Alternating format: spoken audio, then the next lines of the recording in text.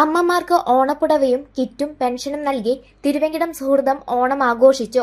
നടൻ മീനരാജ് രാഘവൻ ആഘോഷങ്ങൾ ഉദ്ഘാടനം ചെയ്തു. സുഹൃതം പ്രസിഡന്റ് സി.ഡി. ജോൺസൺ അധ്യക്ഷത വഹിച്ചു.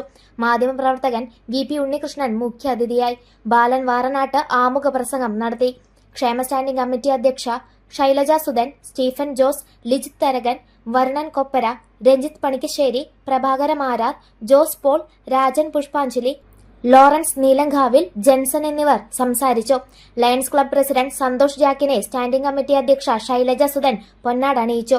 നഗരസഭയുടെ മാധ്യമ പുരസ്കാരം നേടിയ ലിജിത് തരകനെ വി.പി. ഉണ്ണികൃഷ്ണൻ പൊന്നാടണിയിച്ചു. ചലച്ചിത്ര പ്രവർത്തകൻ സുജിത് കുമാറിനെയും ആദരിച്ചു. പിറന്നാൾ ആഘോഷിക്കുന്ന ബാലൻ വാറനാട്ടിന് ഉപഹാരം നൽകി. ഓണസദ്യയും ഉണ്ടായിരുന്നു.